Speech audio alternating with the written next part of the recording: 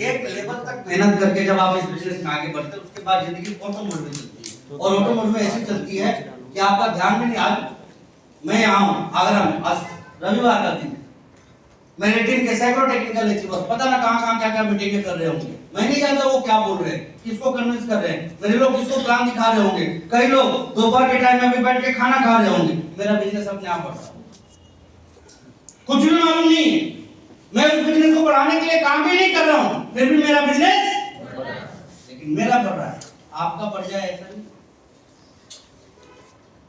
भाई। ये पाइप जो है ना वाटर लेवल को टच कर चुकी है, इसलिए ऐसा हो रहा है। आप भी वाटर लेवल को टच करने से पहले रुकिएगा मत और प्रयास करना बंद मत कीजिएगा, नहीं तो यहाँ क्या होता है, दबा के छोड़ दीजिएगा ना तो जमीन ऊपर फेंक देगी। बात समझ में आ रही है? अब जो चीज मैं आपको समझाने चाह रहा हूँ, सुरक्षा। इस बिजनेस में जो आपको सुरक्षा मिलती है वो कहीं नहीं मिलती है दोस्तों। और ये बात मैं क्यों बोलता हूँ, देखिए 2002 में मैंने इस बिजनेस की शुरुआत करी। शुरुआत आसान नहीं था, कहते कि नेटवर्क मार्केटिंग मेंटर टोले का काम, 4 को आप ले आते हैं किसी तरह से, 5वें को लाने जाते हैं 3 भाग जाते हैं पहली बार, ऐसा ही होता है ना। फिर आप 6वें पे जाइएगा, 3रे 4थे वाले भाग जाएंगे, ये कहानी जिंदगी भर चलेगी, ये याद रखिए। एक जैसे विजन वाले लोग ही एक साथ चल सकते हैं। यदि आप जबरदस्ती किसी को ला भी दिए है ना तो एक प्रकार है वो कहीं ना कहीं बाहर निकलेगा यार, उसके लिए परेशान नहीं होना। आपके साथ कौन चलेगा? जो विजनरी हो, वो हमेशा याद रखिए।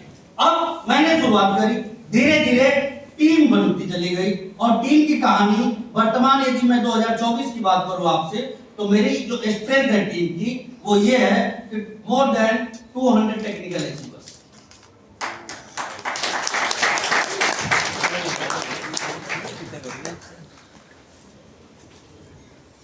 मतलब कई बार मैं सारे टेक्निकल अचीवर्स की मीटिंग लेता हूं तो आप जितने लोग हो जाते हैं वहां। अब देखने वाली बात क्या है कि 200 टेक्निकल अचीवर, क्या ये मेरे लिए आप कर रहे हैं, मेरे बच्चे के लिए कर रहे हैं, किसके लिए कर रहे हैं? अपने खुद के लिए कर रहे हैं। अब जब ये 200 टेक्निकल अचीवर अपने लिए काम कर रहे हैं तब तो मैं इस बिजनेस का सफायर हुआ करोड़पति। जरा सोच के देखिए, जब ये 200 के 200 टेक्निकल अचीवर जब खुद को सफायर पे लेके चले जाएंगे तो मेरी जिंदगी का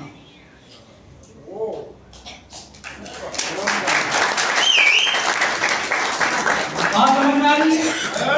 मेहनत करनी है, शुरुआत के कुछ सालों में तो जी जान लगा के काम करना है, लेकिन उसके बाद सिर्फ और सिर्फ एंजॉयमेंट रहेगा आपकी लाइफ में, इसके अलावा कुछ नहीं। इस बिजनेस की सबसे बड़ी दूसरी खूबसूरती, जितनी परेशानियां हैं वो शुरुआती दिनों में, बाद में तो याद है दरवाजे भटक कर प्लान दिखाता था। गर्मियों का सीजन अभी आ रहा है, ये गोरा चेहरा काला पड़ जाता था, काला एकदम ब्लैक, इतने धूप में मैं काम करता था। कोई पेड़ के छांव में बैठता था, कोई घर में रहता था, कोई पंखे की हवा के नीचे, कोई कूलर की हवा के नीचे, मैं भटकता रहता था इधर। कितनी बरसातों में मैं भीगा हूं मुझे पता भी नहीं। जब जूते निकालता था ना तो कई बार जूतों के साथ चमड़े भी निकल जाते। इतने टाइम में भीगा रहता था पानी के अंदर, इतना लॉन्ग ड्राइव किया करता था, 7 घंटे 8 घंटे की मोटरसाइकिल की ड्राइविंग घोर बरसात में किया करता। कोई पागल बोलता था, कोई दीवाना बोलता था, कोई बोलता था कि ऐसी जिंदगी का ही क्या फायदा। मन ही मन बोलते थे कि जैसा तू सोच रहा है उसका भी क्या फायदा। अच्छा, घर में बैठ के 2 रोटी अंदर इस टंकी में चला जाए, उसी को जिंदगी मानते हैं क्या? मैं तो नहीं मानता। संतोषम परम सुखम, सबसे ज्यादा उन्हीं लोगों के पास ये सुनने को मिलेगा आपको जिनके पास सबसे ज्यादा दान पेटी रहती है। लोभ में मत आइए, पैसे का मोह मत कीजिए। ये प्रवचन जहां भी आपको सुनने को मिलेगा, जाते टाइम भी और आते टाइम भी दान पेटी का दर्शन वहां होगा। खुद करोड़ों की गाड़ियों में घूमेंगे और आपको बोलेंगे कि पैसे से दूर रहिए। क्या बोलेंगे? पैसे से दूर रहिए। क्योंकि उनको मालूम है कि पैसा का मतलब जिस दिन ये समझ गया ना, फिर मेरी दान पेटी खाली हो जाएगी। हकीकत बता रहा हूं, मालूम है। बहरहाल मैं काम करता गया। वर्तमान स्थिति ये है कि 200 से ज्यादा टेक्निकल अचीवर और लगभग 1,500 वर्टेज। मैं जानता हूं कि पूरे प्रोग्राम में सिर्फ यही वो वक्त होता है कि जब मैं बात करता हूं तो लोग ताली नहीं बजाते हैं, मायूस हो जाते हैं।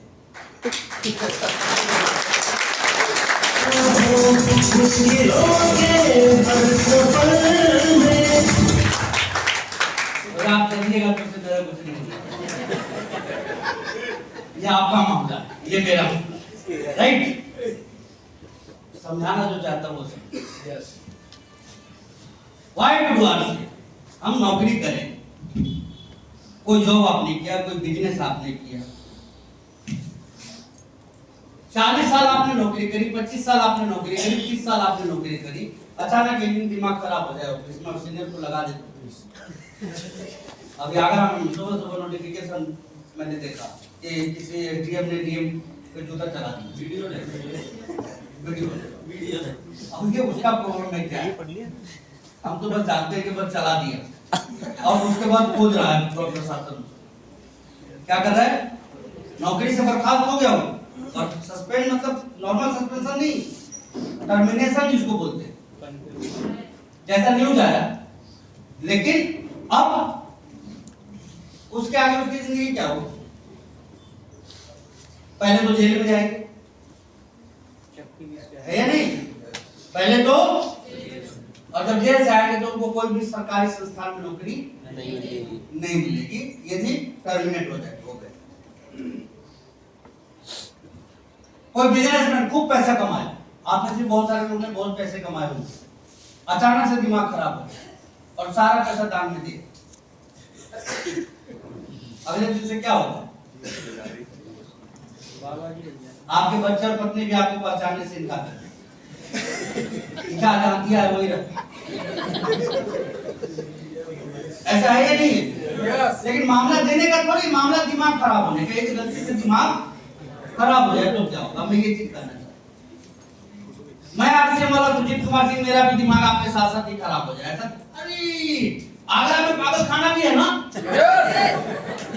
क्या बात है, अभी याद आया। मान लीजिए मैं भी पागल हो गया, मेरा भी दिमाग खराब।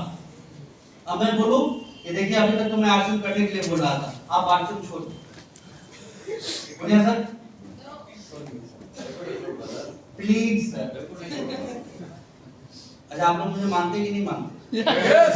छोड़ दीजिए। No sir.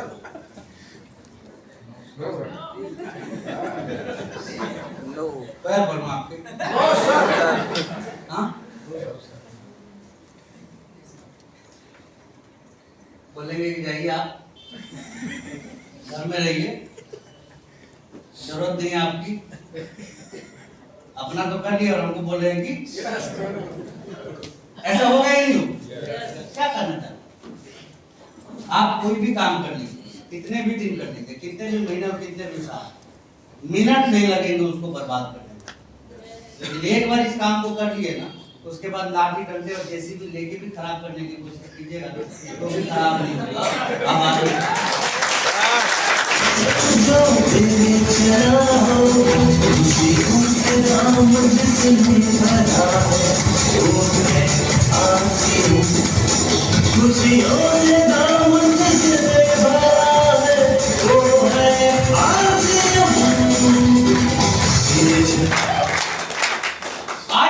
आज पता ना कितने सारे एग्जांपल्स हैं जो इस दुनिया में नहीं है लेकिन उनका बिजनेस चल रहा है। आज भी कितने ऐसे एग्जांपल हैं जो दुनिया में तो हैं, दूसरी कंपनी में चले गए लेकिन फिर भी उनका बिजनेस चल रहा है। This is the power of RCM, और ये चीज आपको दूसरी जगह नहीं मिलेगी। इतनी जबरदस्त सुरक्षा आपको किसी दूसरे तीसरे प्लेटफॉर्म पे देखने को तो कभी मिल ही नहीं सकती। तो करना चाहिए नहीं करना चाहिए? और लास्ट में मैं आपको बस इतना ही कहना चाहूंगा रात्रि कि देखिए दुनिया में लोग दो चीजों के लिए पैसे कमाते हैं। मैंने पहले कहा ना, आज की डेट में लोगों का मुख्य पैसा या तो पढ़ाई पे जा रहा है, एजुकेशन पे जा रहा है, या फिर मेडिकल पे जा रहा है। पढ़ाई या फिर दवाई, मैक्सिमम पैसा लोगों का कहाँ खर्च हो रहा है? या तो पढ़ाई पे या फिर, तो पढ़ाई का तो सीन आप देख लीजिए, मैं ये नहीं कहता कि बच्चे को मत पढ़ाइए, लेकिन पढ़ने के बाद उनको क्या मिलेगा इसकी कल्पना कर लीजिएगा जरूर, क्योंकि अभी तो रोजगार खत्म होना शुरू हुआ है।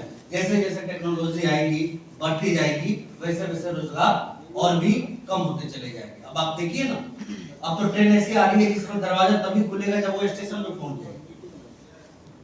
हाँ बिल्कुल, आपके स्टेशन का भी गेट तभी खुलेगा जब आपके पास टिकट हो, नहीं तो आप ना निकल पाएंगे ना, तो कितने लोगों के रोजगार खराब होंगे।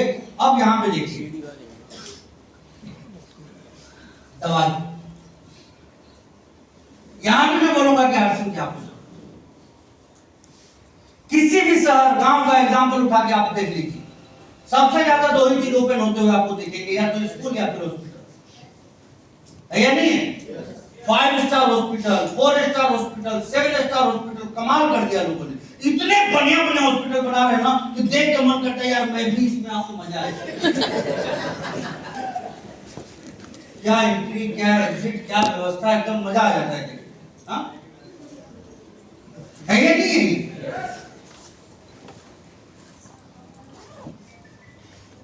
पहले क्या होता था, लोग पैसे कमाते थे और कमाए हुए पैसे को बच्चे के लिए छोड़ के जाते थे।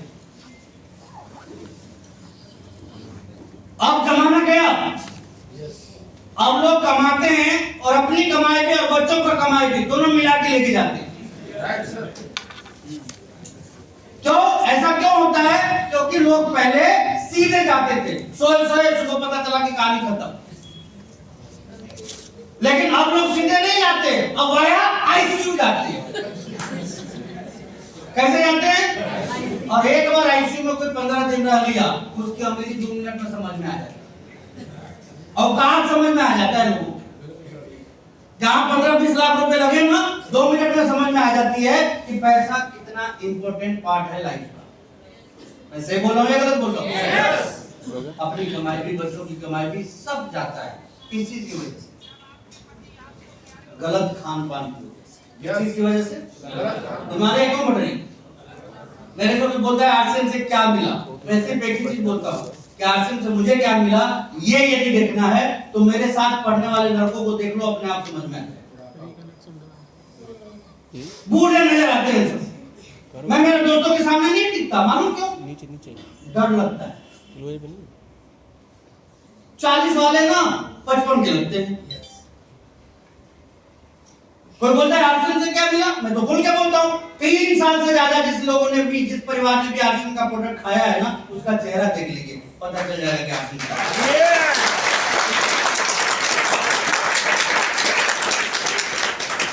भगवान कसम, आप अपने हम उम्र से 5 साल ज्यादा जवान ना दिखे तो बोलिएगा कि मैंने कुछ बोला।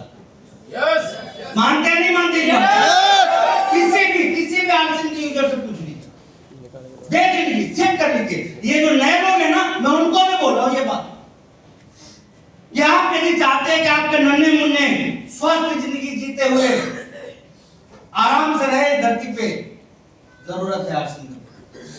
आप चाहते हैं कि आपके घर के बुजुर्ग, बूढ़े माँ बाप एक बेहतरीन जिंदगी बिना किसी तकलीफ के जिए, जरूरत है आरसीएम के प्रोडक्ट की। और आप चाहते हैं आप और आपकी पत्नी हमेशा ऐसे ही तंदुरुस्त रहे, तो जरूरत है आरसीएम। और ये क्यों बोल रहा हूं?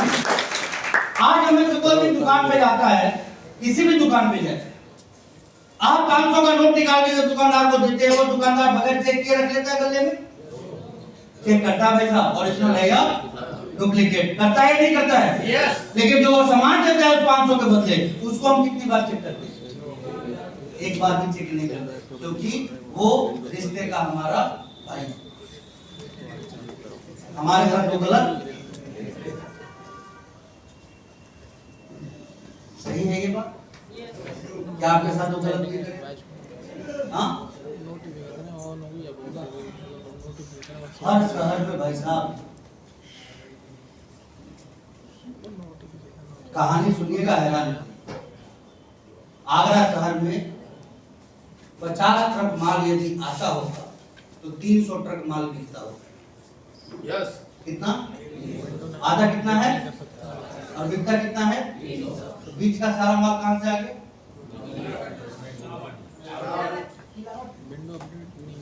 कोई फेयर लवली को डेयर लवली करके बेच रहा है, कोई फिरले जी पार्ले जी पता ना क्या क्या कौन कौन जी बेच रहा है।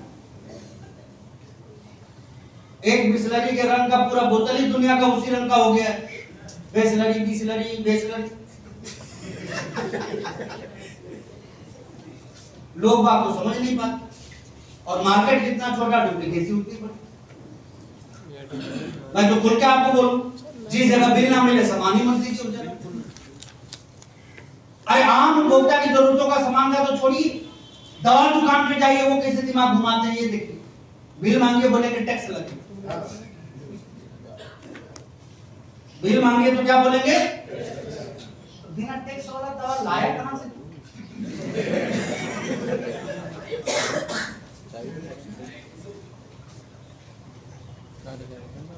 कस्टमर है सीधे साधे भोले भाले, जिसका जहां मन वहीं चपता है। नहीं आप सोचिए कितने ताज्जुब की बात, बिल मांगते क्या बोलता है, टैक्स लगेगा, बिना टैक्स का कैसे दवा ले आए। जीएसटी है, कोई कंपनी बिना बिल के सामान निकाल नहीं सकती है, कोई बिना बिल के सामान दे नहीं सकता है। तू कहां से ले आया बिना बिल? किसी किराने वाले से मांगिए, बिल ही नहीं देगा।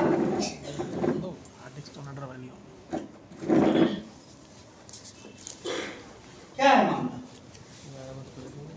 क्यों नहीं देते लोग बिल?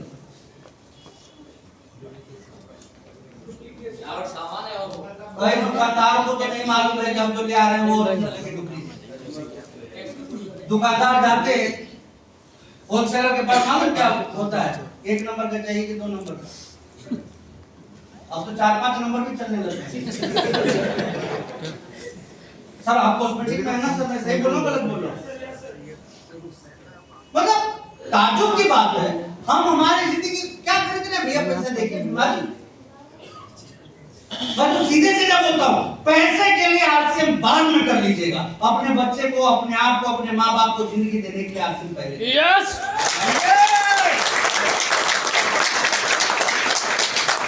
क्योंकि हमारी वितरण व्यवस्था ऐसी है जहां की चाह के भी डुप्लीकेसी नहीं हो सकती। हर एक की खरीदारी से ही सारा मामला जुड़ा हुआ है। पैसा भी कब आएगा, जब बिल कटेगा। बिल कब कटेगा, जब डिपो पीयूसी को काटेगा। डिपो पीयूसी को कब काट पाएगा, जब कंपनी डिपो को काटेगा। तो ऐसा ही हमारा ऐसा सिस्टम है, जहां ना एक एक्स्ट्रा प्रोडक्ट आ सकता है ना वहां से जा सकता है। एक बच्चे को भेजिए ओरिजिनल सामान लेके आएगा। ये आरसी बिजनेस की सबसे बड़ी यूएसपी है दोस्तों। जिंदगी को बेहतर बनाना है तो आपको कहां क्या पकड़ा दे रहे आपको लोग करना मुश्किल है। और डुप्लीकेसी का तो ये आलम है कि अब तो बस हम इंसान ही बाकी हैं, बाकी तो सब चीज डुप्लीकेट मिल ही रहा है या नहीं। तो ये हमें समझना है कि हर हमारी जरूरतों को कहीं ना कहीं ये बिजनेस पूरा करने वाला है। तो बताइए इतने बेहतरीन बिजनेस को हमें करना चाहिए नहीं करना चाहिए? अपने लिए ना सही, अपने आने वाले जनरेशन के लिए। आपके पास पैसा है भी ना तो अपने आने वाली पीढ़ी को बचाने के लिए आप आरसीएम जरूर कीजिएगा। क्योंकि मैं बार बार बोलता हूँ कि ये बिजनेस हमारी जरूरत नहीं, आने वाले समय में ये बिजनेस हमारी मजबूरी होने वाली है। और मजबूरी भी ऐसी वैसी नहीं, जब कोई काम नहीं रहेगा ना तब दुनिया इसी की तरफ आएगी। और इससे पहले कि भीड़ इन चीजों को समझे, आप खास लोग हैं, इस चीज को समझ के जी जान लगा के करना शुरू कर दीजिए। क्योंकि देर से जब चीजें समझ में आती है तो कहीं ना कहीं वो हमें नुकसान देती है, बहुत ज्यादा फायदा नहीं देती है। तो मैं आपसे अगेन एंड अगेन ये कहना चाहूंगा कि दुनिया समझे उसके पहले आप इसको समझिए। तैयार है नहीं है? आज मैं मेरे क्षेत्र के मैक्सिमम लोगों से आगे हूँ।